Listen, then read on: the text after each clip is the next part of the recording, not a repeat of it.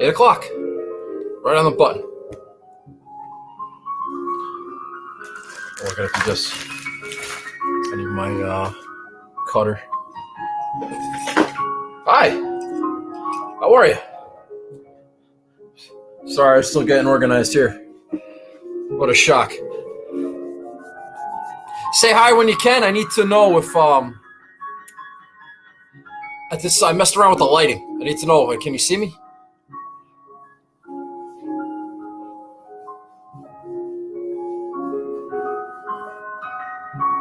I'm seeing no comments.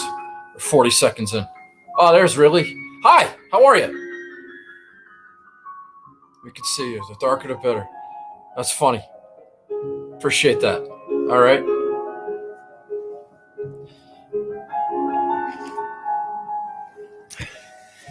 I'm gonna let that comment slide. All right, how are you?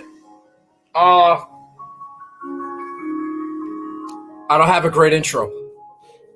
Good to see everybody. I mean, I can mess around with it, but I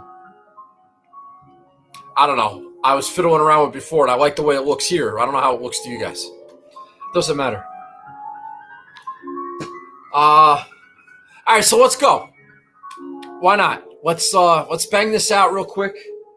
I got a fresh cup of coffee here. I got some good stuff tonight. I got some good stuff. I think you guys are gonna like it. I can't see this. Bleed Nux Blue. Yeah, very funny. All right. We'll talk about everything. Don't ask me questions you know I'm going to answer during the course of the show. All right. Hi, how are you? Welcome to the show. I appreciate you coming here. I got some show and tell. Very excited about this. So we'll start with that, and then we'll do our announcements and any shout outs. And we're just gonna do our thing. If you have any questions, you want to talk about anything, you have any questions about any specific player or something like that, we'll do it later. Just want to kind of like get through this. I got a lot of stuff, and we'll go from there. All right, good. But thanks for being here. I'm getting no shares or retweets on the Twitter, so I don't know what's going on there. Last week I got killed with there was a playoff game, but I don't know if there's any big games tonight. But if you can retweet the show, I would appreciate it. All right, so this is we'll show and tell. This is from notable troll and pain in everybody else's ass. Putt Sweat, Slappy McJokester. Some of you Twitter guys. I haven't opened this yet. Kind of know what it is, but we're gonna open it now anyway. Slappy McJokester from I don't know where he's from. I think he's from Carolina. I don't know if he wants me to tell anybody where he's from. But this is a sleeve of balls from the PGA Championship. Well, PGA Ocean Course. All right. I like that. Now, he told me he did something with these. So let's see what we got here. Emoji. That's funny. I got a poop emoji golf ball, logo ball. That's kind of funny. Everyone giving me shit. No, actually, literally, I'm giving shit. All right, that's pretty good. And then we got the PGA Ocean Course right there. Look at that. That's exciting. That's going to go right on the rack. Very excited about that. Thanks, Ridley, for the retweet. Appreciate that. And thanks to Slappy McJokester, Putt Sweat, who's trying to win the Race for the Bagel trophy. Thank you very much. He was at the PGA, and he hooked me up. Still waiting for that fucking ringer, Kyle Dotson, to send me something from the Byron Nelson. I think he's all talk. The fucking ringer. And who else? Somebody was at Colonial. I think Dubs. I don't know. I don't hear from these guys. But Putt Sweat Slappy McJoster comes through. Well, I know people don't really like him. You know, I'm like the center point of a lot of Twitter BS. A lot of people that like me, but they don't like each other. Well, I'm like Switzerland. You know, nobody seems to have a problem with me. At least not as far as I know. Except Cecil. But F that guy. All right? Anyway. So thank you to Slappy. Appreciate that. Very much appreciated. All right, let's do the Listener League. Right? Do I have any announcements? Let's do announcements. I'm going to Torrey Pines. I'm going to San Diego in 2 weeks. Less than 2 weeks. Going to visit my brother. Going to go visit my new niece, baby Cassidy.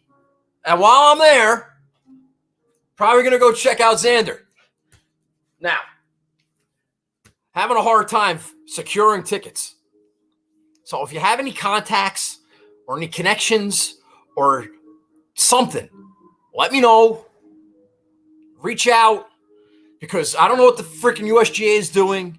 Apparently, the state of California is opening up on June 14th, and there's not going to be any restrictions, so there should be plenty of tickets available, but I don't know what the hell they're doing, and I'd like to get this taken care of. So if you know somebody or have a connection or something, you know, hook me up so me and my brother can go to Torrey Pines. All right? I'm not looking for free tickets. Just need tickets. I don't want to get shut out. I'm not worried. I'm not going to get shut out. I'm just saying, you know, some of you people know people. Remind me to talk about the Women's Open later. All right? Oh, homework assignments.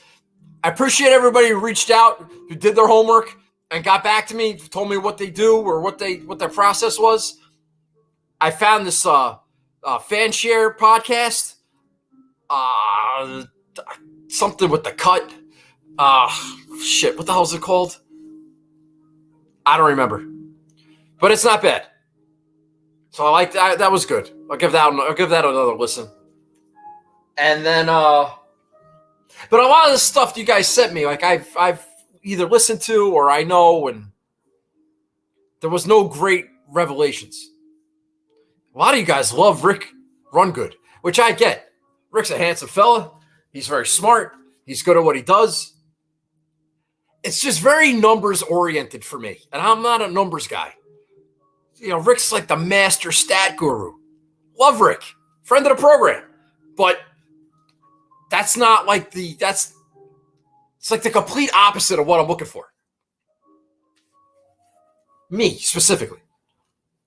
Rick is fabulous. Rick's great at what he does. It's just, you know, he's a sabermetrics guy, and I'm a band the shift guy. You understand? Okay, it doesn't matter. So, thanks for everybody who did their homework. Appreciate that. Shout outs. I don't have any shout outs. At least none that I can think of off the top of my head. All right, let's move on. Let's do the Listener League. And we'll do that. All right, Colonial. How's the music? Is it too loud? Cut line. Cut line, yes. Oh, hi, Ange. Thanks. Appreciate that. Eddie Z, how are you? There's Cecil. What a pain in the ass. All right, we're going to talk about Xander, Steve. Don't worry about it. All right, let's do the Listener League. The winner of the Listener League for Colonial was NYK Cat 1981. NYK Cat 1981. Now, he won the Listener League for the CJ Cup last year, so he's a two-time winner. So congratulations to him. I call him Newark Cat because it's NYK, but he lives in Kansas. It's pretty much as far from Newark as you can get. But it's NYK. It's Northwest Kansas or something like that. Wildcats, Kansas State. Anyway, Kevin Taylor, I think is his name. I'm really good with names. It's a gift and a curse. But he had 485 points. I don't know how many points he won by. I didn't write that down. It doesn't matter. He won. His lineup: Jordan Spieth finished second. Charlie Hoffman, T3. Brendan Todd, who somebody asked me about last week in a Q&A, and I said, no, fade him. Alexa, lower the volume. I said, no, fade him. Coming off COVID. Don't like it. T8. Great call. Emiliano Grillo, chalky. Fade him. T8. Kevin Kisner, terrible form. No, fade him. T40. Brant Snedeker, T50. Well, he got 6-6 through, 4 guys in the top 10. Didn't have the coke rack, didn't need him. And he won. I owe him another trophy ball. 2-time winner. He now has a pair of balls. So good for him. Second place, Primero. Oh, notable top 10s. Let's do notable top 10s. Everybody's favorite segment. Primero 0322. He won the Honda last year. He finished in second place. He got 25 points. Congratulations. Stewie. You guys all know Stewie. Stewie, 1963. The rare notable top 10. He finished in third. He got 20 points. Congratulations to Stewie. Fourth place, Lindros, 8810. Flyers suck, bro. Scott Stevens ruined his career. Finished in fourth place, 15 points. Congratulations to Lindros, 8810, but the Flyers still suck. This guy, this is a problem. This is causing me a headache, a problem, and I'm not happy about it. Fifth place, Tompkins RM44. This fucking guy. 12 points, fifth place. He won the Punta Cana last year, which doesn't really count. But here's the problem. This guy has been stacking notable top 10s for the past month and a half. I think he's got 3 second-place finishes, and now he's got a 5th. And he's leading the most points. But he doesn't have a win. And I don't know if he's trophy eligible or not. Ryan Tompkins. So we need to figure this out. We need a closer, or we need either him to win a week, or we need someone to beat him. Because I don't know what I'm going to do. Because I'm going to have to go back and figure out what the rules were. And we took a survey and took a poll. What do people want? And I forget what we decided. And now, because I didn't think it would matter, but now it looks like it's going to matter. So thanks to Ryan Tompkins for screwing it up for everybody. Sixth place, Artie. Speaking of volatile fans, Artie, our boy, on a bit of a heater. I think this is he said it's his third straight notable top 10. That's when you know that I'm doing shitty and the chalk is coming in, is I'm getting blown out to sea and Artie's finishing in the top 10. All right? Do I have to go back and look? Yeah, Byron Nelson, he finished 4th. PGA Championship, he finished 7th, I think. And now Colonial, he finished 6th. Artie racking up the points. Leaving Twitter. Clear mind. Of sound mind and body. And now he's racking up notable top 10s. Congratulations to my friend Artie. Thanks for the banner. 7th place, Good Tricks. He got 7 points. I don't even know who that guy is.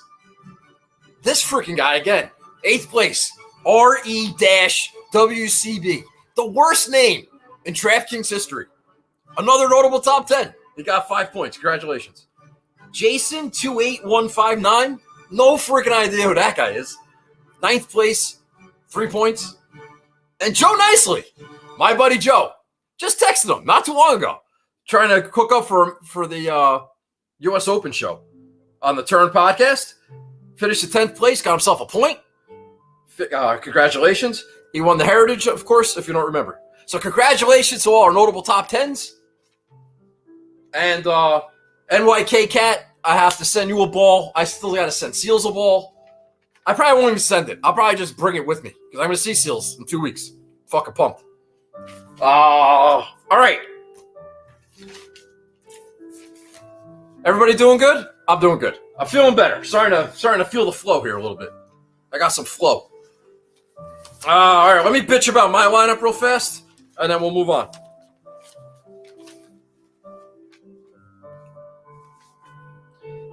All right, so my lineup, I had 4 out of 6. It's not great.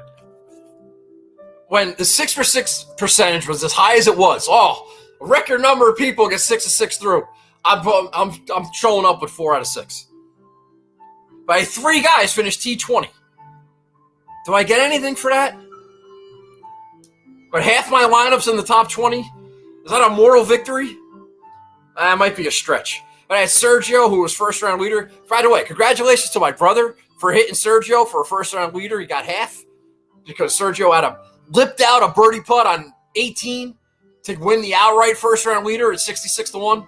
My brother got half of that. So that was pretty good. Now, it doesn't matter. So congratulations. But I had Sergio. That was a good pick. He faltered on Sunday, but that was a good pick. Justin Rose, Finau, all T20. They were, they were around. Russell Knox was kind of stagnant. He was just inconsistent, and I think he made 2 doubles. Sungjae Im bogeyed the 17th hole on Friday to miss the cut. Kuchar rallied. He was going to miss the cut. He had a late birdie streak to get him underneath the number, and he ended up finishing at T50. I think I have to break up with Matt Kuchar. I think it's time. I got a little lucky with Kuchar at the Valero where he finished T12.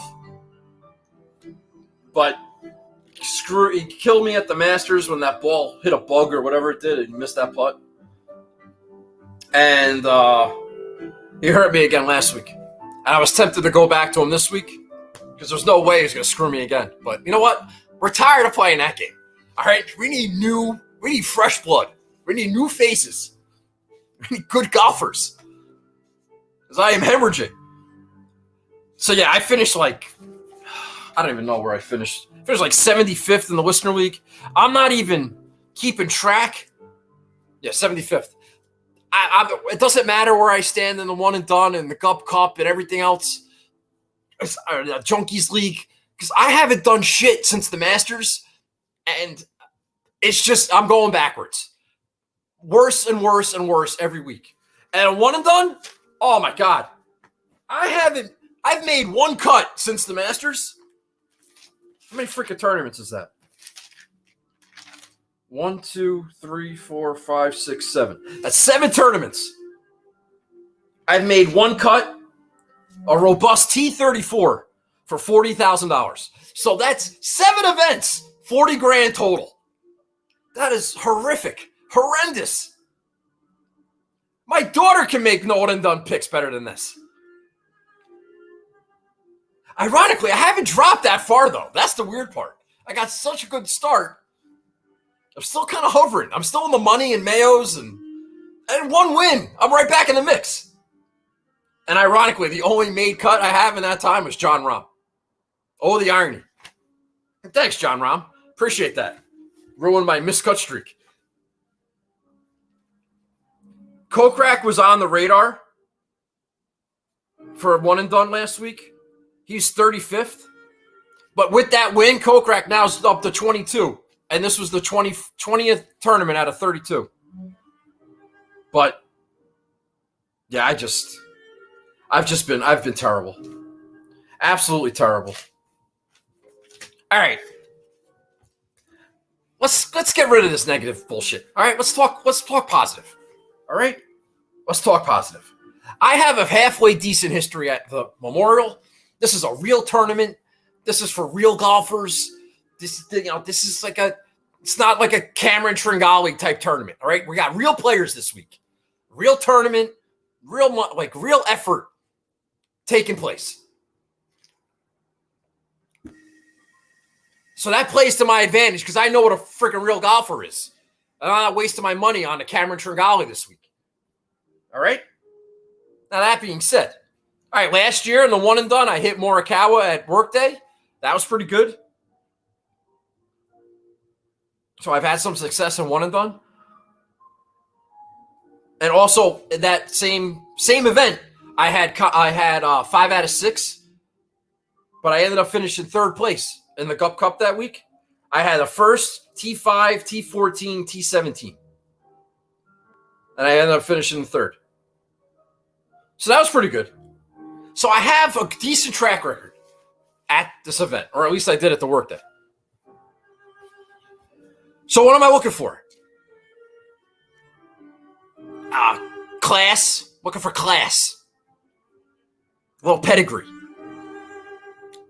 Obviously, I'm assuming you've heard about this renovation that they've done. And now we got bent grass greens, which I'm happy about because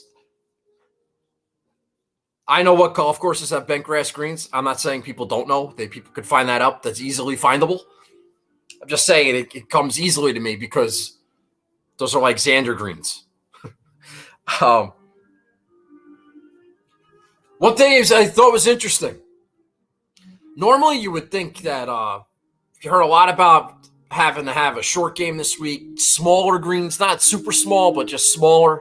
Got to be able to scramble, get up and down, whatever. You want somebody who has a decent short game. But I heard on the Tour Junkies, and they said that they heard from a caddy on the ground, I think it was that the short game it's going to be easier to scramble with all the renovations that they've made. It's a little bit easier. So keep that in mind. So maybe you don't have to be a great scrambler because in the old golf course, the old edition, it didn't really matter because it was so hard to scramble. Even the good scramblers were having a hard time getting up and down. So it didn't really matter. So now does it matter? Because it's easier. The ones that are good at it will do better than the ones who are not good at it. I don't know. Cockamamie theory, just coming up with this off the top of my head. I've always, whether this is right or wrong, I've always correlated this golf course with Torrey Pines for some reason. Just a big, hard golf course. I've had this thing with Adam Scott in my head, Justin Rose. Those types of guys, those ball strikers that are long enough, that just play well at certain places. I don't know why. I've always just made that correlation with Torrey Pines.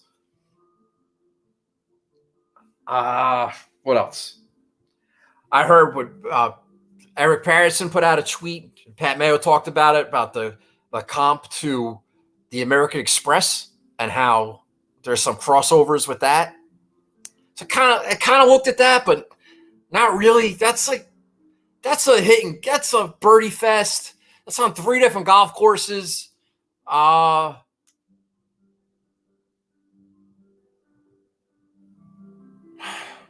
hate stupid people.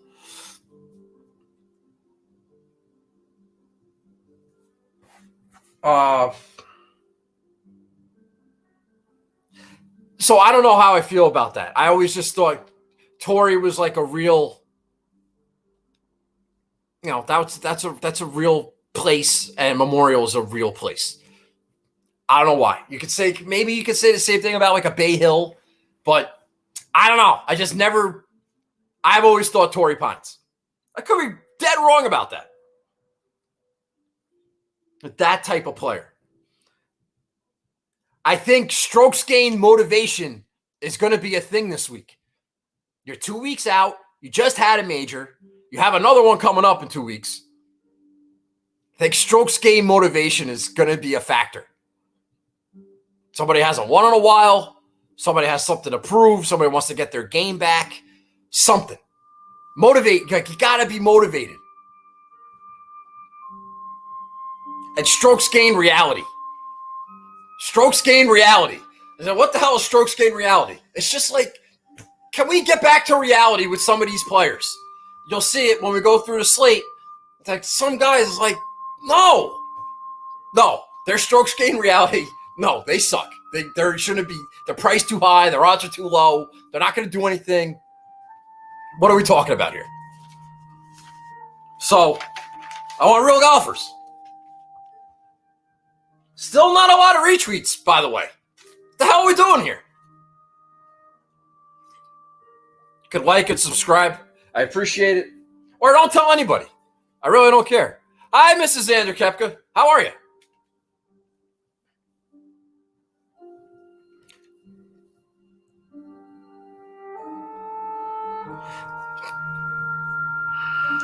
All right. All right, so let's just go through. Let's go through the slate. I'll give you some picks, and we'll get out of here. And then we can do questions or stupid comments or whatever you guys want to do. Because right now your stupid comments are distracting me, Barry. All right. All right, so let's start at the top here and work our way down. How's everybody doing? Doing good?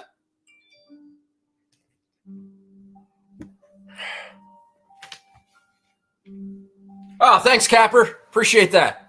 That was the like button. Or the retweet is actually more effective. Just saying. I think. All right. Fake Wiley's here. I don't know why you guys still watch the show. I really don't. All right, do I have anything else? This is still memorial notes. All right, I did good this time. I wrote down all the ownerships, which I got from my friends over at Fanshare. And you get a promo code BAGEL20 if you're interested. And I got you get your ownership projections. They have all sorts of good stuff on there. I don't use all the good stuff, but they got some good stuff. I should probably find out what that good stuff is so I can sell it a little bit better. But I just go there for the ownership projections. I can sort it out. They do have strokes gain numbers and what have you. If you wanted to sort by who's good at what. Gets a little too in the weeds for me. But I don't know. Maybe that's what you're looking for. And tell them Nagels sent you. Bagel20. How about that? I got a promo code. Remind me to talk about the Women's Open later. We'll do that. All right. I feel off. I feel like I'm forgetting something. Time is 8:27. All right, I guess not.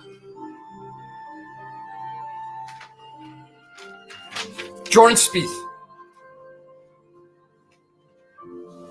Thank you, Mrs. What is it?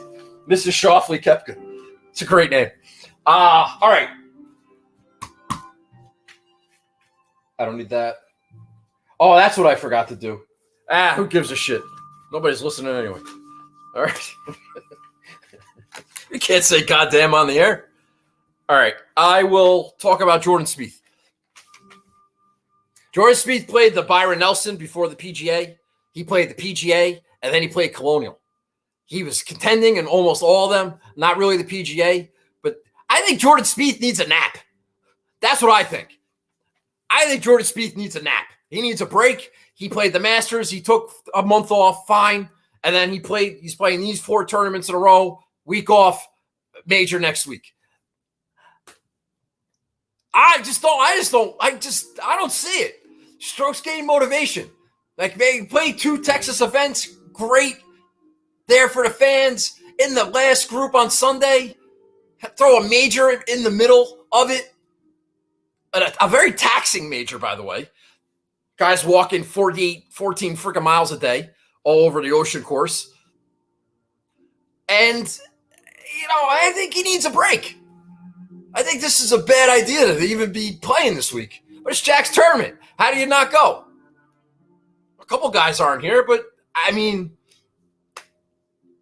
I think this is a bridge too far. And if he's the highest priced guy, his odds aren't he's not the favorite odds wise, but I don't know.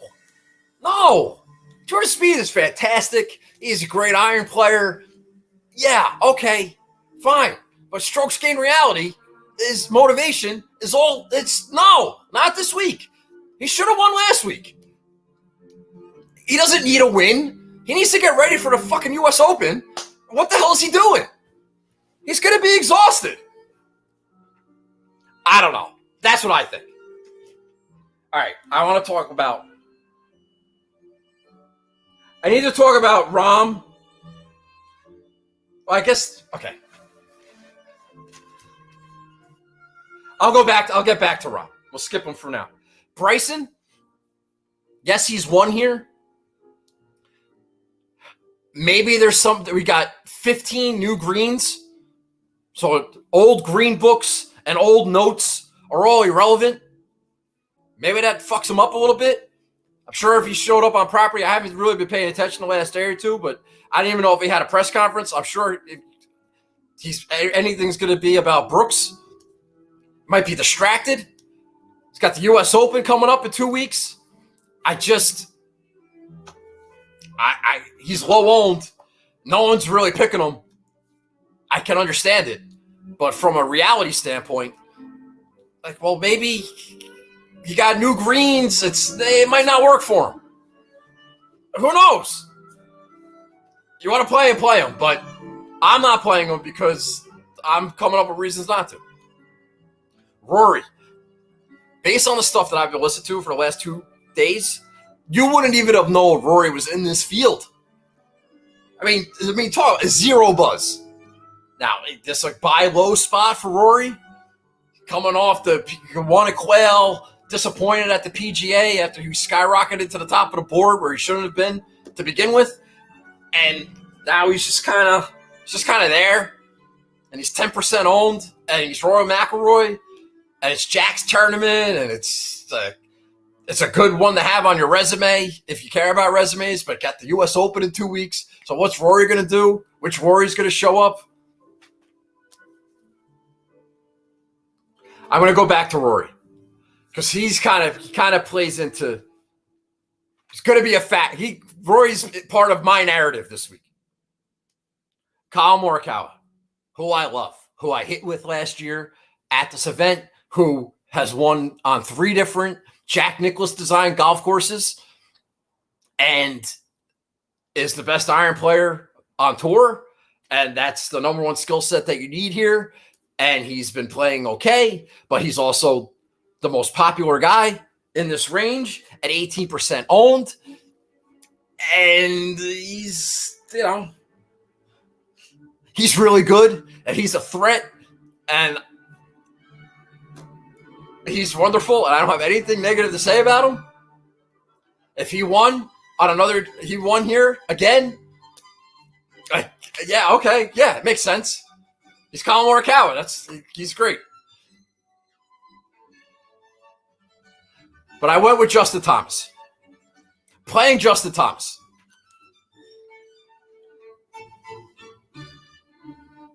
It doesn't make sense to me that Justin Thomas is the 6th highest priced golfer this week. 6th. All these guys we just talked about are all priced ahead of him. Justin Thomas is probably arguably the best player in the world. DJ's not here. Arguably the best player in this field. And he's priced 6th. It's a little... Been hearing people talk about disrespect with numbers and everything else this week. That's a little disrespectful. Talk about strokes gained motivation, right? He lost to Kyle Morikawa. He blew the lead. I mean, he had a 3-shot lead with 3-4 holes to go. And he totally blew that lead. Lost to the playoff. He made that great putt, and then Colin bangs one in right on top of him. It's unbelievable. Maybe he's motivated. Maybe JT's kind of like a legacy guy, want these types of wins on my resume type of guy. He wants to win Riviera. He wants to win here. He's just, I just get that impression that it would mean something to him to win Jack's event. And, since he won the Players, he really hasn't been JT-like. And he was close here last year. And JT loves to win a week before a major or 2 weeks before a major. He won the Players right before the Masters. He won the WGC in Memphis right before the U.S. Open. He won the WGC at Bridgestone right before the PGA a couple of years ago. He's a competitor. He wants to win. And I know they all want to win. But I'm saying this week, it's like, fuck, man, get your head out of your ass and go win. Because you haven't done it in forever. And people are talking about your putting, and you're priced 6th on DraftKings. And it's time. And we're going to get some rain, and there's not going to be any wind, and it's going to be nice and soft. And he's motivated. So I love Justin Thomas this week. I feel like I'm getting JT in a buy low spot. I really do. Because I think people are kind of just skipping this whole range in general, playing guys in the 9s. Nobody's really picking JT to win this week. It's not an overwhelming, like, obviously Justin Thomas. There hasn't been any of that. They're talking about his putting, and they're talking about his approach game, and they're talking about this, and they're talking about that, and he's the fucking best player in the world, and he hasn't won, it seems like forever, and he's been in a funk, and he missed the cut at the PGA, and then he was up and down last week, and now it's like, you know what? Fuck go time. I don't care that there's a major in 2 weeks. I'm winning this week. I'm not worried about bent grass greens with JT.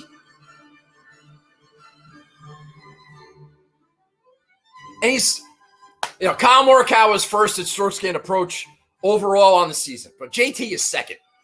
And people are playing Kyle Morikawa, and he's 18% owned, and JT is, 15% owned.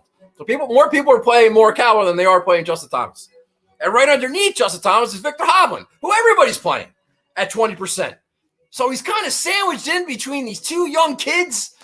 Nah, man, it's there. This is the week. It's got to be the week. It's got to be. And the thing with the odds board, it's weird that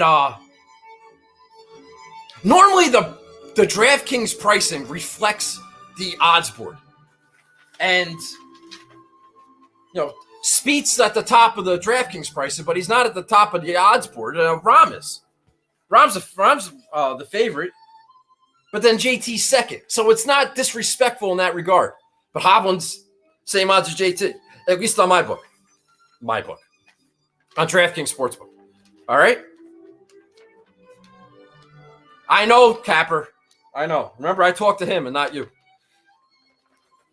So, I like Justin Thomas. I wanted to play Victor Hovland, and I wanted to make him my one-and-done pick, and I wanted to build my entire lineup around him. If you look at the you guys know my little system with the one-and-done, this event, this is the 12th. This event is ranked 12th out of the 32. And Victor Hovland is the 12th ranked player in the world. Now, this happened to me at Pebble Beach, and I didn't do it. And I got burned with Daniel Berger. Happened with Rory at Quail Hollow, and I didn't do it, and I got burned with Rory. I talk about this system all the time, but I never fucking follow it. So I like to pick my own losers. So Hovland's the play. For one and done, Hovland's the play. Am I going to do that? No, of course not. Why would I do that? I'm going to wait till Sunday and wait till Hovland wins, and then I'm going to tweet out a picture of Hovland being 12th in a tournament that's ranked 12th. And then I'm going to blame other people for why I'm not winning in the one and done. Maybe. I think Justin Thomas is going to win. I make the comp with Torrey Pines with Hovland, and Hovland was second there. And yeah, it all makes sense, but he's the highest owned guy, and everyone kind of picking him. And he was a favorite. He was a darling at the PGA, and that didn't work out. But that's not really deterring anybody. And you've heard this everywhere about how breakthrough win, and I don't even you know what? Justin Thomas is going to win, and it's going to just destroy this breakthrough winner narrative bullshit that's going around.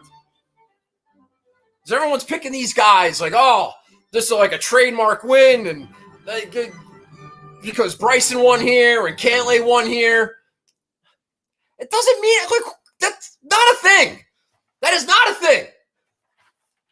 David Lingmerth won here. What the fuck happened to his career? Jason Duffner won here. What happened after that? It's not a springboard to greatness. It's just a good tournament that good players win. And there's 20 guys here that can win. Yeah, Justin Thomas can't win because this event is a springboard. People just pull narratives out of their ass. Now, I shouldn't throw stones. I've been known to come up with my own narratives. I'll give you that. That's true. All right. There might be some credence to it. I take it back. But I don't love Hovland. All right, Xander. This could go in 3 different directions. Okay? 4 different directions. All right? Option A. No, it might actually be more than 4. But just follow the bouncer ball here for a second. All right, I'm going to Torrey Pines in 2 weeks for the U.S. Open. I've been planning this for the last 4 years. My brother lives in San Diego. They announced the U.S. Open was going to be at Torrey Pines, and I said, I'm going to California to go see the U.S. Open at Torrey Pines. This has been a thing in the works for years. This could go back pre-Xander. I don't even remember. Doesn't matter. It just became more of a thing when Xander became a thing, and it's like, I can't wait for Torrey Pines, U.S. Open, Xander, the whole thing. I'm ready. Let's go. Now, if Xander wins this week, or even if Xander top 10s or top 20s, just relevant, just around, there's no stopping. There is zero stopping everyone picking him to win the U.S. Open. And I'm not talking about maybe you specifically or the community. I'm talking about the guys that write the write-ups for the USA Today and like my dad and people at my job because, local guy, great record in the U.S. Open. 4 straight top 5s, by the way. They're not all great top 5s, but they are top 5s nonetheless. And first person is Bobby Jones to do that, but I digress. He sucks. He can't win. So if he top 20s here, it's like bad news. If he wins, okay, so that's bad. That's a bad scenario for me, where everyone's just going to be on him for U.S. Open. That might happen anyway, even if he misses the cut here, or I think the only way his ownership might get deferred at the U.S. Open is if he wins this week. If he wins this week, that might hurt his ownership at the U.S. Open because that's a thing. That is a thing. But if he's second this week, his ownership is going to skyrocket. So do I want him to win? People have been asking me that. Do you want him to win? Well, yes, of course I want him to win. But does that destroy his chances to win the U.S. Open? Probably. And would that suck? Yeah, because I've been planning to go to this U.S. Open for 5 years. Now, John Rahm. Now, if he wins this week, does that suck? Yeah, kind of. If that ruins my bet on him and he doesn't win streak, that'll be over with. But it probably means that he won't win the U.S. Open. So I got that going for me, which is nice. So, or JT can win. I'll be flying high. And then I could play like Rory at Torrey Pines in my one and done. And, maybe Xander will be relevant, but he probably won't win. I'm not in a position to make a U.S. Open pick right now. I don't think there's any stopping Xander being popular at the U.S. Open. That's really what I care about. But it'd be great if you won this week. You certainly can. People are picking him. They always pick him. I need people to get back on that he sucks. He can't win. He's a choke artist. Where are all those people? He just missed the cut at the PGA. He sucks. He can't win. You shouldn't bet him. But no, people are betting him all the time. Everybody on him. All you mushes. Everybody. Oh, love Xander this week. Under the radar. He's not under the radar. Ever. Ever. You know what he was under the radar? The Masters. After he lost to Scottie Scheffler in the match play. And he missed the cut at the Players. Then he was a little under the radar. He had a chance. And he finished second. And then what happened? That killed his number at the PGA. Everybody played him at the PGA. And he missed the cut. That's how it works. Don't you understand? How many times more. You have to see it. That's how it works. So I might be screwed with Xander at the U.S. Open regardless. But can John Rahm win at Torrey Pines and just absolutely ruin my vacation? And my Father's Day? Of course. Absolutely on the table. I am a big fat loser. Weird, bad shit happens randomly to me. Yes, that is in play. On the flip side, amazing, wonderful things also happen to me sometimes. And maybe Xander wins on Father's Day. I don't know. Meanwhile, I'll probably have Rory. And maybe I'll need Rory to miss the cut this week. So then his number, nobody likes him at Torrey Pines. It's all connected. I don't know how it's going to play out. It could play out a couple different ways. It depends like who wins this week. How does that generate momentum and steam for one guy and take it away from another? And the spotlight's on this guy, but then it's off this guy. And it's all plays. It all plays together. And do I know what's going to happen? Hell no. I just know what I'm rooting for. So I'm going to bet Rahm this week. See if I can keep my streak going. You want to play Xander? Go ahead. He's great. He's a great player. He can do well. People like Cantlay based on one performance at the PGA. Okay. With the exception of Hovland and a little bit of Finau, this ownership is just all kind of leveled out in the nines. So you just pick whoever you want. Hovland's 20, Xander's 15, Cantlay's 15, Hideki's 13, Corey Connors is 14, Finau's 18, and Patrick Reed is 16.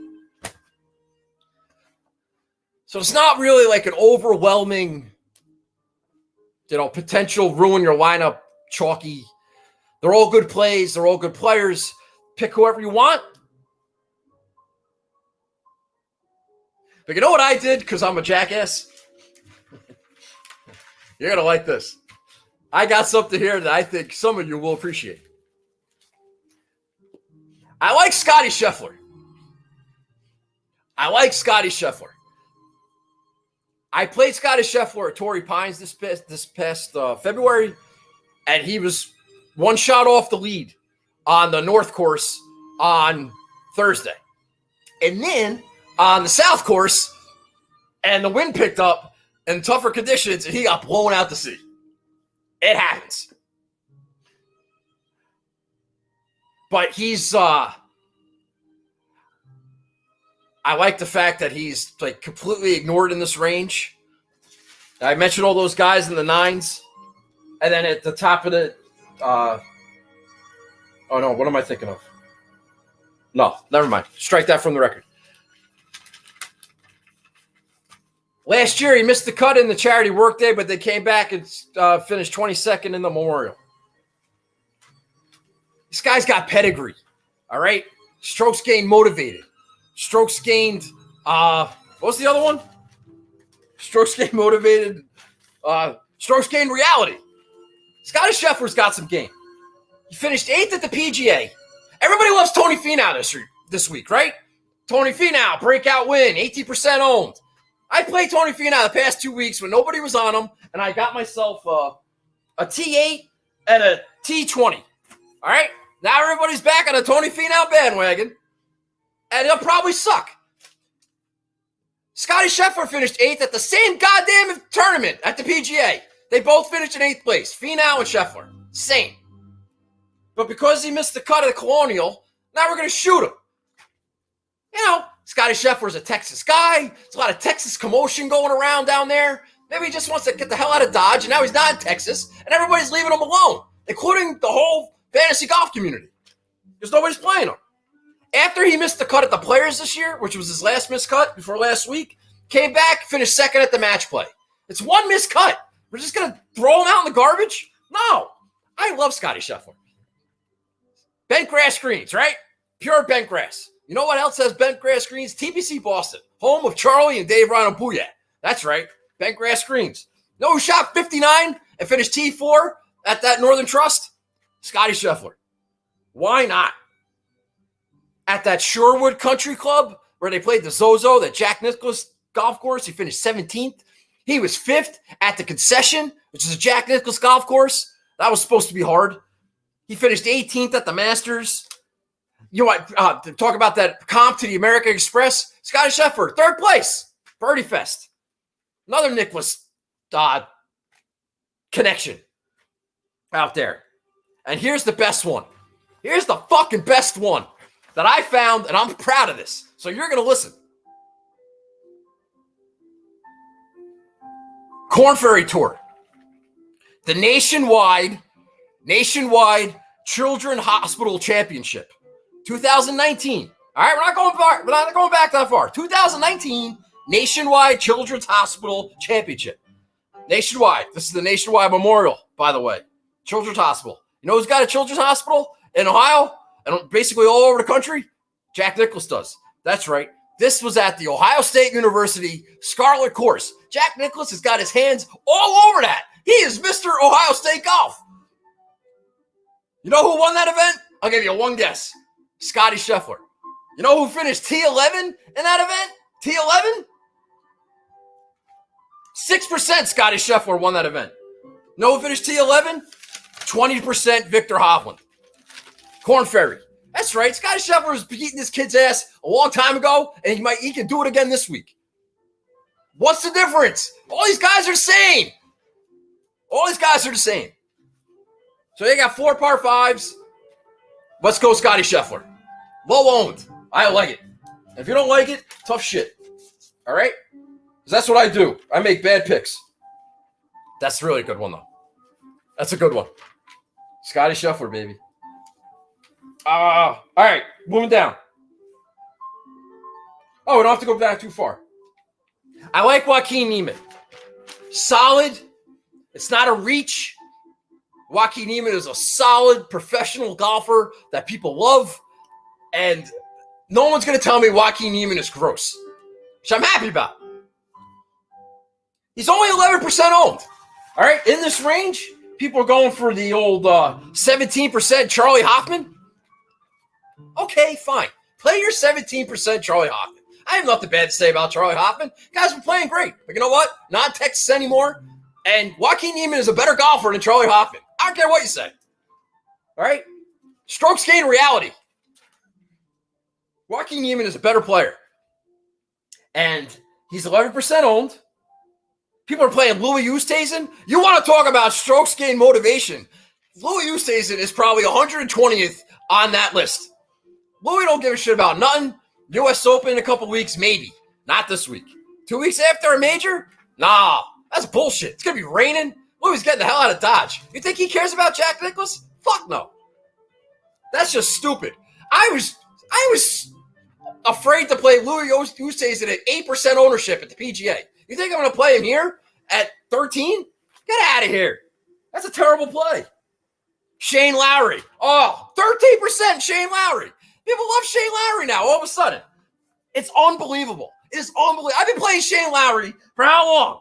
I played him at the whatchamacallit. Where did I play him? I played him at the PGA Championship. T4. Oh, yeah. Now everybody wants to get in on Shane Lowry. No, that's not how this works. That's not how it works. I hope Shane Lowry misses the cut, and then maybe I can play him at Torrey Pines. You play at Louis and Lowry. Fuck that. I play Joaquin Niemann. I like Joaquin Niemann on bent grass greens. You may think, oh, that's stupid. Why you care about agronomy? It is a thing. Joaquin Niemann, his only win, Greenbrier. Guess what kind of greens they got? All right? If you look at Joaquin Niemann's top 20 best finishes on the OWGR, it's like five bent grass green tournaments there. He putts well. That's his weak point, and now he's on a surface that he's comfortable with. It's right there. Now, here's the thing with Joaquin Niemann. This guy has not missed the cut since the Northern Trust last August. Now, nobody can end a made cut streak quite like I can. I have a gift. So we're really, really, really putting it to the test with Joaquin Niemann. At this event, he's got a 6th, a 27th, a 31st. He missed the cut last year. But he won the Greenbrier.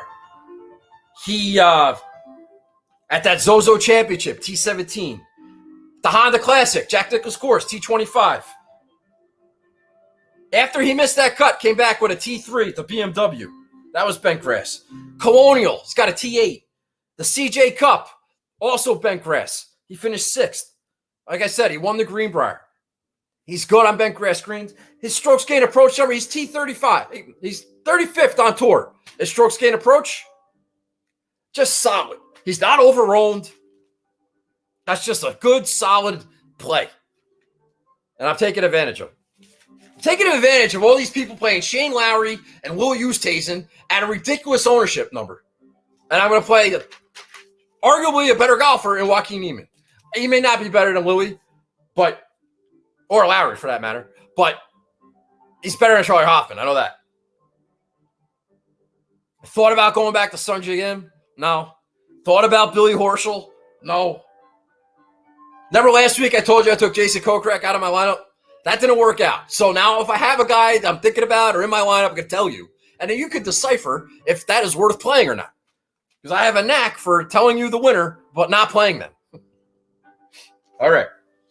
Let's see. All right, so that's the $8,000 range. Right? Right. All right, in the 7s. Their Cameron Tringali of the week is Emiliano Grillo at 23% owned. I'll have you know that I played Emiliano Grillo at the Heritage where he finished T2. That was a great pick. It's a great call. That wasn't a 23% owned Emiliano Grillo. That's like a 3% owned Emiliano Grillo. T2 at the Heritage. What a great pick. He's been chalky ever since. I haven't played him. And he's been good. That bubble will burst. That bubble will burst. Will it burst this week? I don't know. Chalk's been hitting. Artie's been finishing in the notable top 10s. I've been getting my ass kicked. Certainly plausible, but it could flip at any time. And Emiliano Grillo can end up in the drink. He can miss putts. Things not go well for him. Or he could be first round leader. Flip the coin. Flip the coin. All I know is he's 23% owned. He's the highest owned guy on the slate. And that is an instant cross-off. Instant. Because he's Emiliano Grillo, and we're playing the strokes gain reality and strokes gain reality. He does not rank high in that. So speaking of made cut streaks, Stuart Sink. I can't believe I'm going to say this. Stuart Sink is making his 19th appearance at the Memorial. 19th. You know how many missed cuts he's had in 19 appearances? Or 18 appearances? 1. Now, they didn't have DraftKings back then. There's probably a week I had him. All right? But in 18 appearances, he's got 5 top 10s. And that's when he sucked. He's good now. Happy learned how to putt. Something. He's only 12% owned. All right? That's like half the ownership of Emiliano Grillo, who Stuart Sink beat at the Heritage, by the way, who's finished T2 at the Heritage. Emiliano Grillo, who won the Heritage? Fucking Stu Sink. How does that make sense? Explain that to me. Explain it. 23% owned Emiliano Grillo finished second at the Heritage. Great. The guy who beat him the same tournament weeks ago is half the ownership. And he's priced lower. What are we doing? Explain it to me. And this guy's missed 1 cut here in 18 appearances. He's missed 1 cut. And he's half the ownership. What are we doing? Strokes gain approach, Stuart Sink is 18th on tour this year. I know Emiliano Grillo is a ball striking bastard, and I'm not picking on the guy. I love the guy. But come on. Stu Sink has been an animal, right? T30 at the PGA, T12 at the Masters, T19 at the Honda. And here's a little fun fact for you. You can't believe some of this bullshit I came up with. One of the Jack Nicklaus golf courses on the rotation on the PGA Tour, at least it used to be, was Glen Abbey, Canadian Open up there in Canada. Glen Abbey, the one that Jonathan Vegas won all the time, and DJ and all those guys. 2015 Canadian Open, Stu Cink, T5.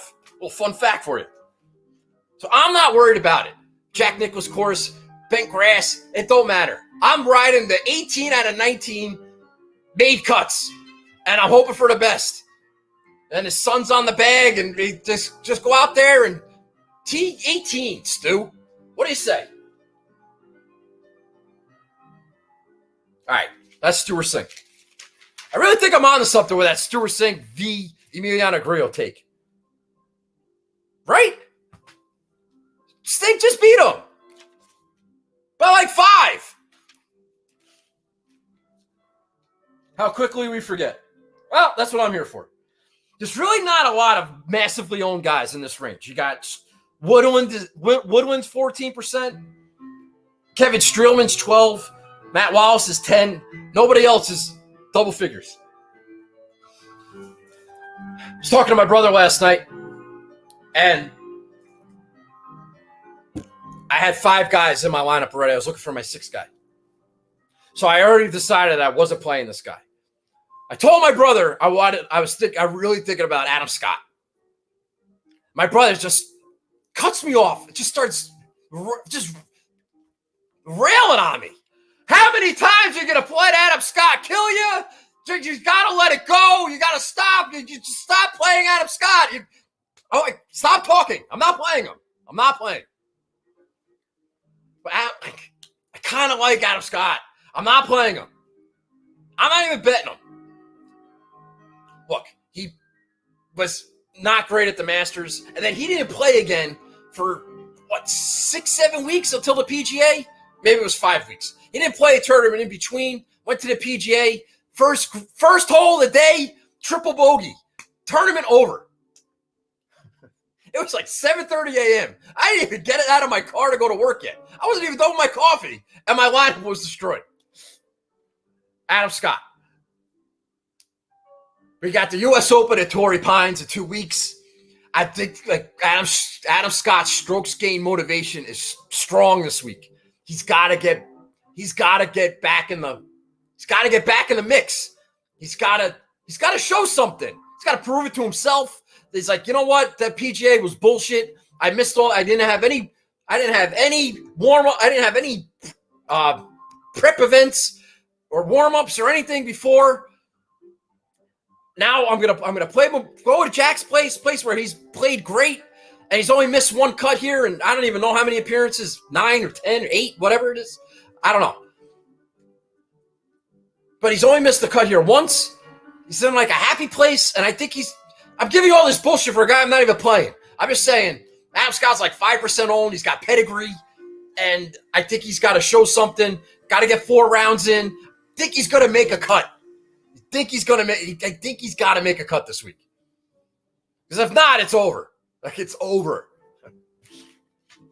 Got to show me something this week, Adam Scott. Because I think he'll be in play for a Torrey. I do. Like, if he's $7,900 at the U.S. Open at Torrey, he's probably going to be in my lineup. So we'll see. So I like Stu Cink. All right. I went down to, I thought about Charles. I thought about Kuchar. Even thought about Wallace. I think we're done with this Matt Wallace experiment. That could come back to haunt us. It's going to take a week off from him. Need some new blood. So I went with a guy with a little bit of pedigree. A lot of good Jack Nicklaus experience. Played Russell Henley. Mr. Honda Classic himself. Russell Henley. Strokes gain approach on the PGA Tour. 7th. Russell Henley. 7th. Top 10 on tour. On the PGA. Top 10. Strokes gain approach. Ball striking bastard. At this event, at the Memorial, 6th, miscut, 33rd, 29th, and a 7th. Last year, that 7th place was at Workday, And then he said, F this, I'm out. He didn't even play the Memorial. I thought that was kind of a ballsy move. He's coming in like 5% owned. At the Zozo, at Sherwood, Jack Nicklaus course, T4, bent grass greens, by the way. CJ Cup, bent grass greens, T3. The Northern Trust, where Scotty Scheffler shot 59 at bent grass greens, T8. John Deere Classic, bent grass greens. He's got a second there. Now, his current form is not great. I'll give you that. That's probably why he's 5% owned, because if he had any form whatsoever, people would play him because he's Mr. Jack Nicklaus course. He missed the cut at the Valspar. He made the cut at Quail Hollow, but finished 72nd.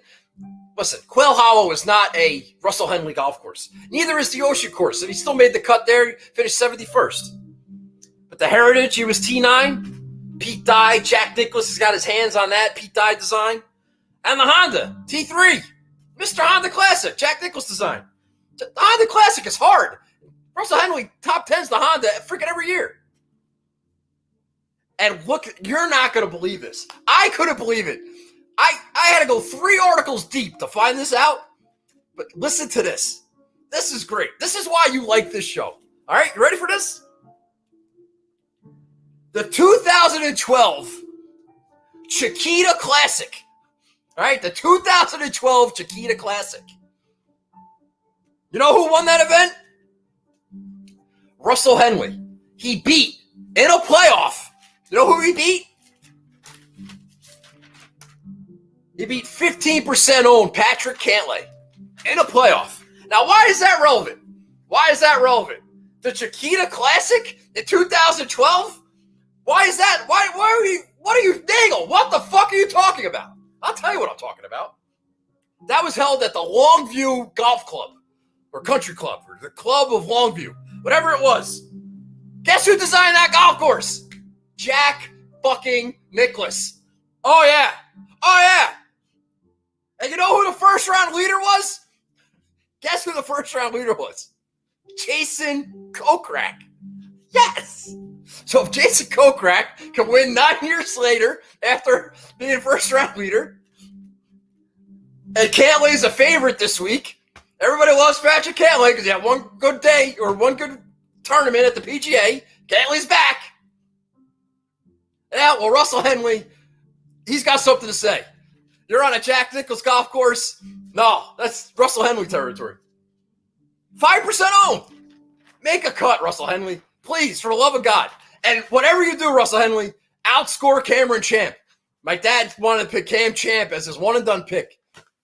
Because he's like, I'm saving all my guys for the last segment or whatever, the next segment. Like, that matters. And so I gave him a couple of my lower-tier guys. If you're going to go lower-tier guy, how about like a Russell Henley? He's playing Russell Henley. I talked him out of Cameron Champ. Might be somebody you should consider playing.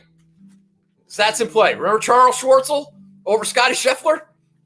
Could happen. That Nagel stink, man. You never know when's going to pop up. That Nagel blessing, though, also very unpredictable. Never know when that's going to pop up. Could happen tomorrow. Who knows? Could happen on Father's Day. All right. So that's all I got on Russell Henley. That should be enough. So I had $7,300 left, I'll say. Trying to find my last guy. I was debating between Lucas Glover. I think I glove you. He was very good to me. But his course history is atrocious. He makes cuts, but he finishes 55th every frickin' time. Thought about Brendan Todd. You know, a little Todd watch. Thought about that. Good, you know, couple of decent finishes here. It's just like, I wasn't feeling it. I wasn't feeling Brendan Todd. So I'm thinking about it. Do I want to go this guy or that guy? Thought about Taylor Gooch, of course. Everybody seems to like this week. Although his ownership isn't that high. But you know what he did? I went back to the strokes gained approach. Season-long, strokes gained approach on the PGA Tour for this season. You know who's 11th? You know who's 11th on that list? $7,200 Doug Gim, who is 6% owned. Now, he's never played here. That could be a positive. That could be a negative. Doug Gim. Just finished 14th at Colonial last week. Ball striking bastards course. He's a ball striking bastard. It's bent grass. Why not? Make a couple of putts. Finish in the top 20. Life is good. Well, how about it, Doug Gim? Doug Gim kind of has some hidden pedigree. You know, he's an up-and-coming talent. He's not like a run-of-the-mill PGA Tour player. This kid could be really good. Just has to kind of put it together. He's almost there. You know, he played in that group. He played in a group with JT at the Players. Now, he shot 107, but he made it to the final group. He competed in the Masters before he was even I think he was an amateur or before he was a PGA Tour player, and he finished T50. That's pedigree. We talked about that American Express comp. He has a T5 at the American Express, if that means anything. I saw he's got a T18 at the 3M Open. Those have bent grass greens out there in Minneapolis. I talked about Torrey Pines. 2 appearances of Torrey Pines. Doug Gim, T20, T37. That is effective. I'll take a T20 or a T37 right now, Dougie Gim. What do you say? So he's got some pedigree. And if he can just keep his irons in order and he's comfortable on bent grass greens, and maybe he can make a couple of putts, and it's going to be soft, and I just really think that this could play into his hands. And if he's 6% owned, why not? Why not take a chance with Doug Gim? Why would I play him? Or why wouldn't I play him? What am I going to do? I got to play Kevin Streelman? Come on. Strokes gain reality. How many times we got to talk about strokes gain reality? I know I mentioned that nationwide Children's Hospital Corn Ferry Tour event that Scotty Scheffler won. And Victor Hovland finished T11. Doug Gim, T23. All right. T23, Doug Gim at the Corn Ferry Children's Hospital. Scarlet course on the Ohio State University campus. Doug Gim, T23. I like it. So Justin Thomas for the win. My one and done pick, by the way. Just totally scrapping my plan that has already hypothetically picked 3 winners. I'm just ignoring that. And I'm picking I need a win. I need a really big win. And I think it's Justin Thomas. I do. Week before major, why the fuck not? I like Scotty Scheffler. I like Joaquin Niemann. I like Stuart Sink, Russell Henley, and Doug Gim. I don't know which one is going to miss the cut or which 2 are going to miss the cut. I don't know. Maybe you could tell me who it's going to be.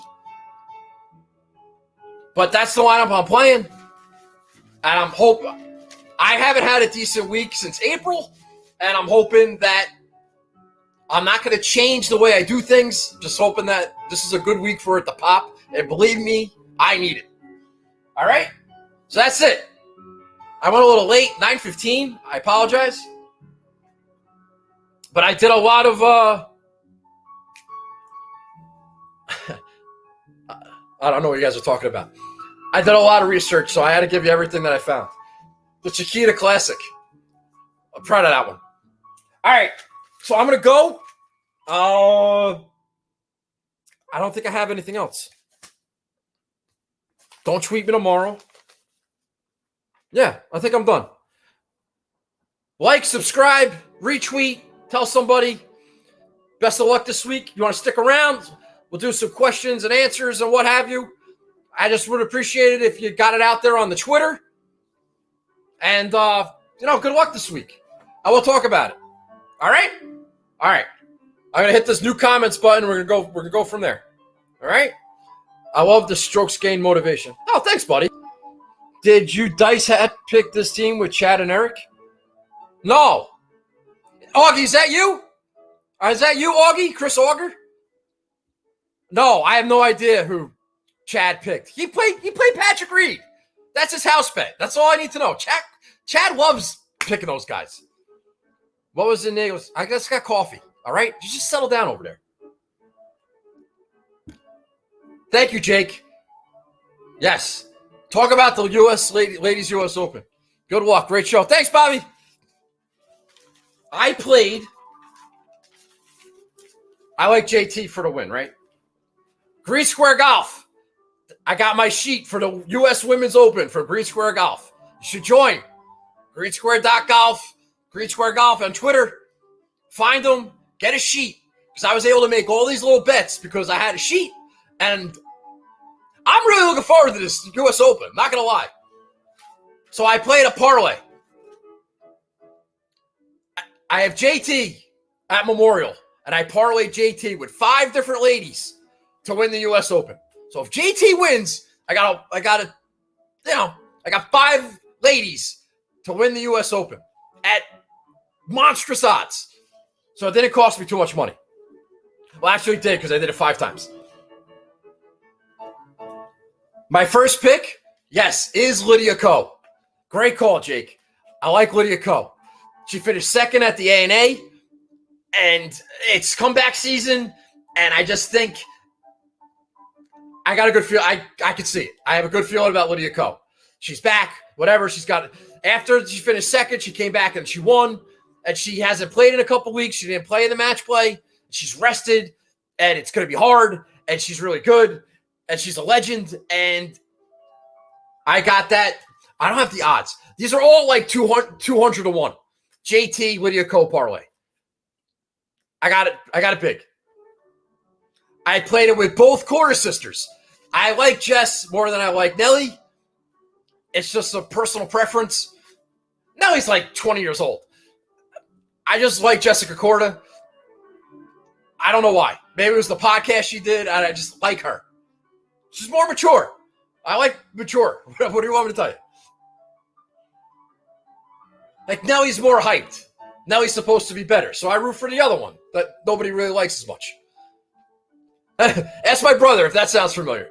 All right? Fucking golden boy over there. So I have Jessica Korda and I got Nelly Korda. Nelly's really good. So I gotta have her. She's due to win a major. Danielle Kang was 25 to 1. Parlayed with JT. I have her. And Se Young Kim, she's a fine looking woman. I like Se Young Kim.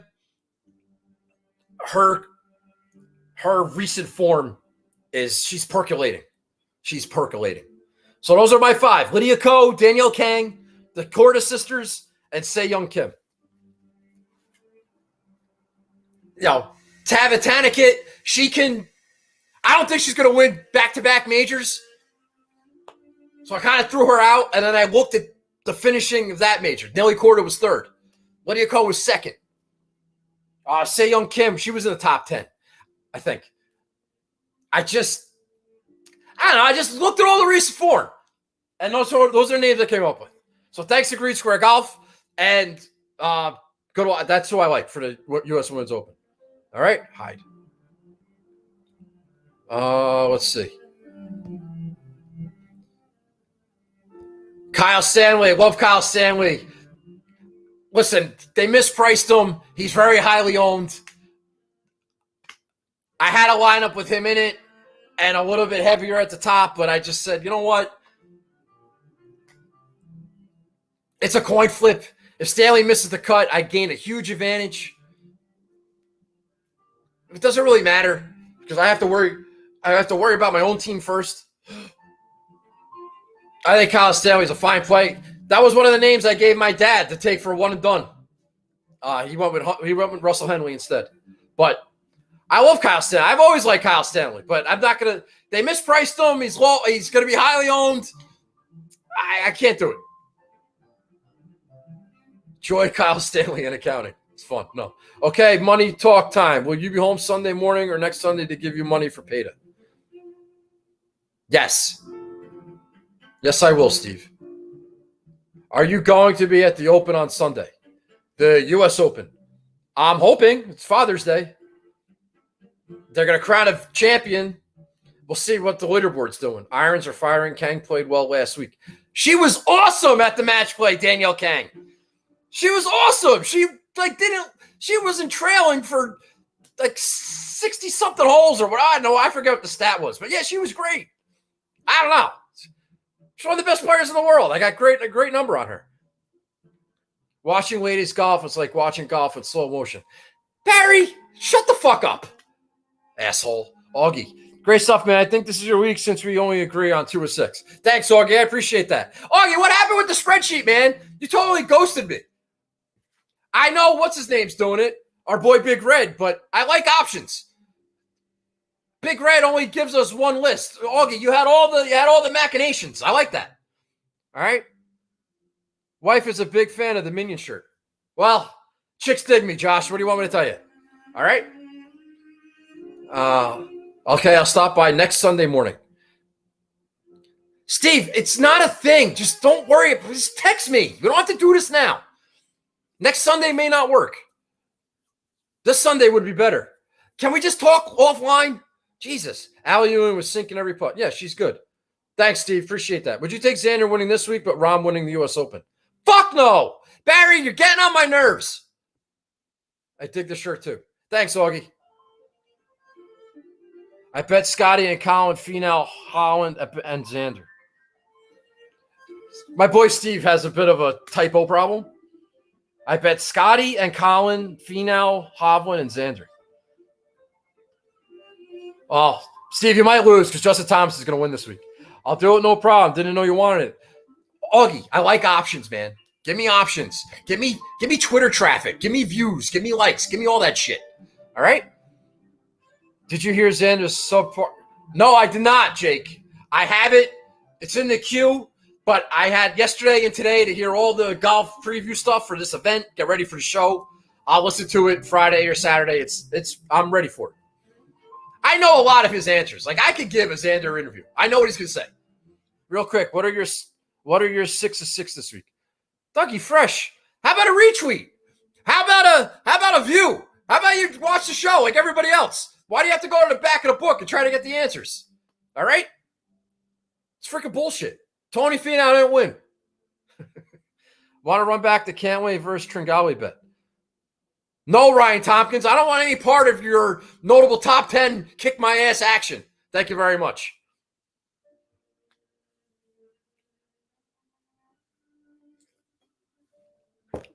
Anybody else? Oh, my God. I don't know why I had a cup of coffee. It's 1,000 degrees in here. I'm dying. Ugh. I'm a little hyper. Love the show, my man. Yeah, thanks, Fake Wiley. Appreciate it. You're a pain in my ass. I'm starting the show from start right now. Good luck this weekend. Yeah, I have to end it, I think, before I can start again. But I appreciate that. You know, if that's true, like, do you want me? You want spoilers? Do you want spoilers? Because I have some great nuggets. These guys will tell you I went deep into some of my research. You're getting Chiquita Banana Classic stats this week. You can't get that anywhere. I don't care what anybody says. Why am I a pain in your ass? Because you're a fraud. Because you're fake and you hide behind a fake account and I don't know who you are and you say stupid shit sometimes and you contradict everything I say and you're a pain in my ass. But thanks for watching the show.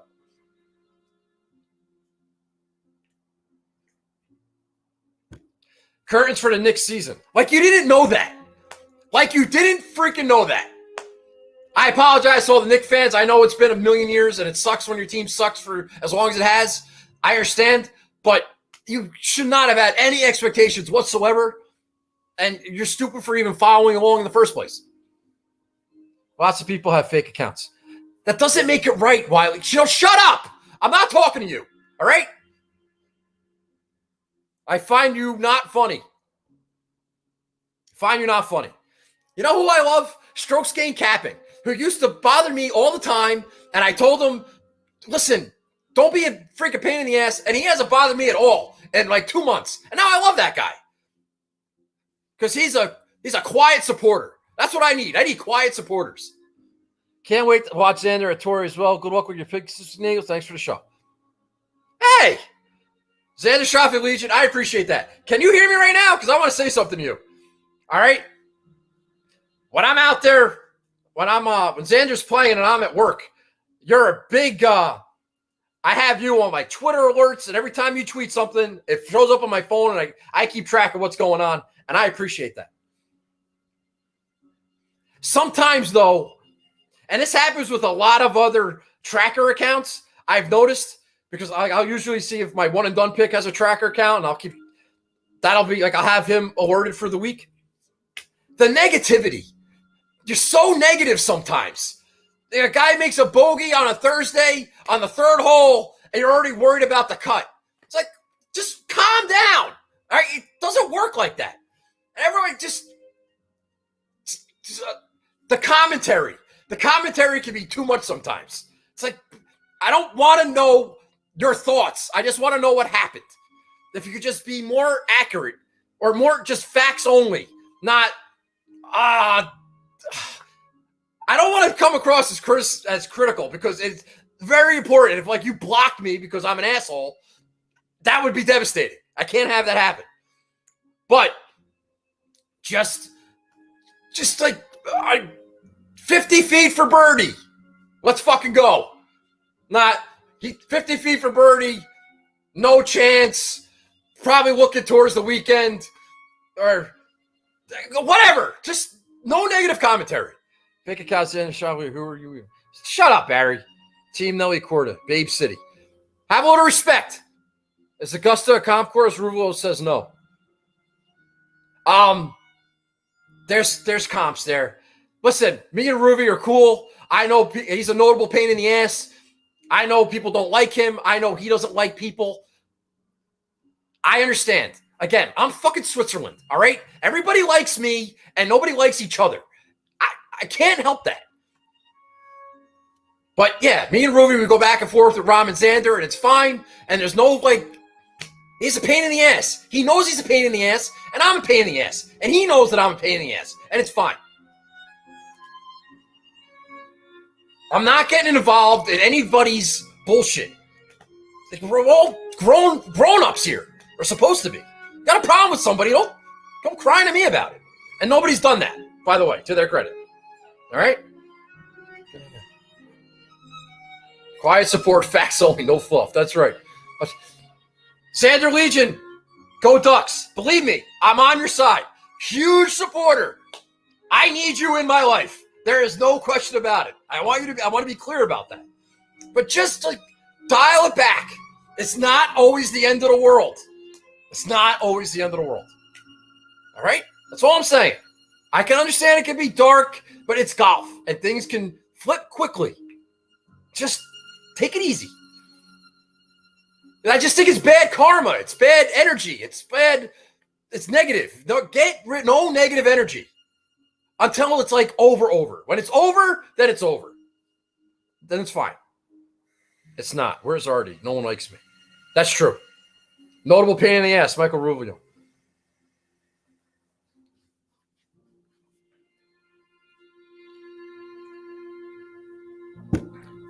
It's not. What does that mean? What it's not? Serious question. How do I think Xander will do? How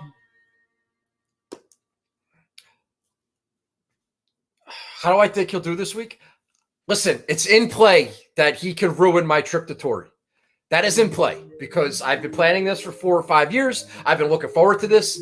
And if he wins this week, it's pretty likely he will not win the U.S. Open. Which is, you know what? That's might actually work in my favor because then I don't have to worry about it. I could be carefree and maybe nobody will pick him and then maybe he can play well and be in the mix. And I can enjoy my trip. He's really good. Xander Shoffey is really good and he can top 5 this week. He can blow a lead. He can miss the cut. I expect him to play well. Do I think he's going to win? No. But I expect him to play like Xander plays. It's not a comp course to Augusta. Well, Jack Nicklaus is trying to make it as much of a comp course to Augusta as he can. Jack Nicklaus is Augusta. Like, that's a thing. No, Adam Scott played well here. Now I got to think of like Augusta winners, and everybody loves Patrick Reed this week. He won the Masters. Cantley's good at the Masters. All these guys are good at the Masters. They're good here. Like, it's a thing. Rory's good at the Masters. He's good here. Justin Thomas, Spieth. Like, it's a bent grass greens now. Yes, it could be a comp. Don't be a pain, Mike. Jesus.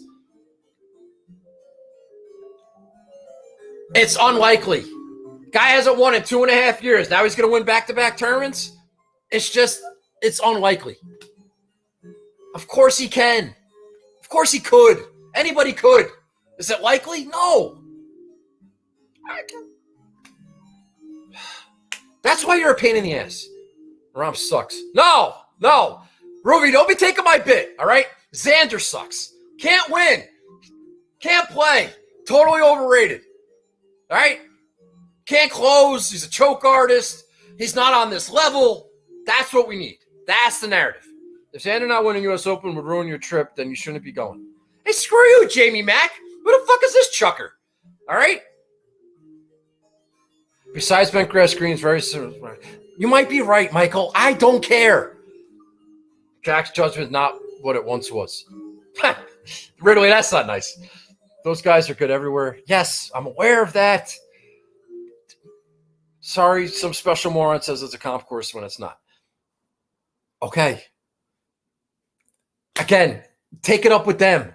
All right? I'm not your sounding board for people you don't like. Anyone who calls themselves, oh, come on, see, that's not nice.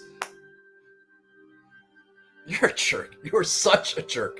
Where's my wine? Asshole. All right. If Xander not winning the U.S. Open.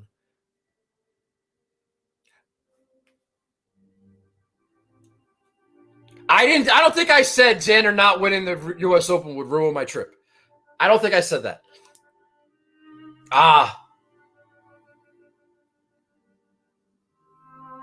But if I went there knowing that he's got no chance to win, that would kind of suck. I've been looking forward to this for years. Do you understand? Years. I've been talking about this with my brother. Like, I can't wait for this. And it just be fitting. All these brutal losses that I've been all these brutal losses that been going on and hasn't won in forever. Since I started this show, Xander has not won. You understand? He won the week before, and I started the show the next week after he won Hawaii, and he hasn't won since. And if he wins the U.S. Open at Torrey Pines, that I've been planning to go to since before I even started the show, there's some balance to the universe as far as that's concerned. Is there also a possibility that I go out there and it's Father's Day and John Rahm wins? Yeah, of course. I don't want that either. It could go either way. And so it's fun. All right? Rahm nickname at PGA. All them tight tens mean nothing. Burner Wileys. I can't keep track of you two idiots. Yeah, that'll suck. I'll be in Los Angeles right after Torrey Pines for a couple days before I come home. It's Travelers Week. I'll be traveling. But whatchamacallit? Yeah, that'll be brutal. But, you know, good for John Rahm. Good for him if he wins his first major. That'd be good. We've only been hearing about it for 5 years. Might as well make it come true once in his life.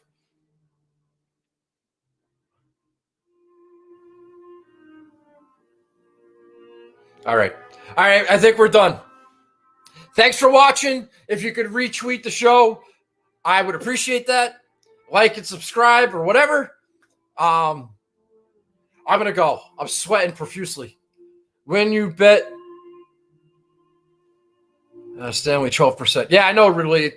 Might as well just not play him and hope that he misses the cut. When you bet Rahm at the U.S. Open. I'm going to bet Rahm at the U.S. Open. Believe me. Well, not if he wins this week. If he wins this week, then the charade is over. It is wild, but, they mispriced him. What are you going to do? The guy's got like 3 top 10s here. Of course, and he's been good lately. And it's 6 to 100. That's like a free square. Now, I don't play that way. I don't take advantage of these things because I'm too smart for that. In fact, probably means I'm an idiot. But, whatever. All right, guys, seriously, I'm done. Say goodnight. Good luck this week. Thank you very much. If you could tell somebody, quote tweet the show with a funny comment or something, just do something. Help me out in some capacity. I would appreciate it. All right, good luck this week. And have fun. Hopefully JT wins, and then I get a women's open winner, and then then things will really be good.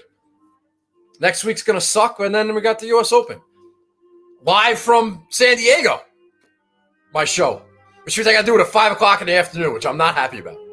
But whatever, it'll be fun. All right, guys. Nagel's always too smart. Definitely for my own. Yes. See, we can agree on something. Too smart for my own good.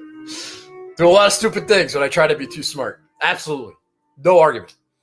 All right. I'll talk to you guys next week. Thank you very much and have a great night. All right. Bye-bye.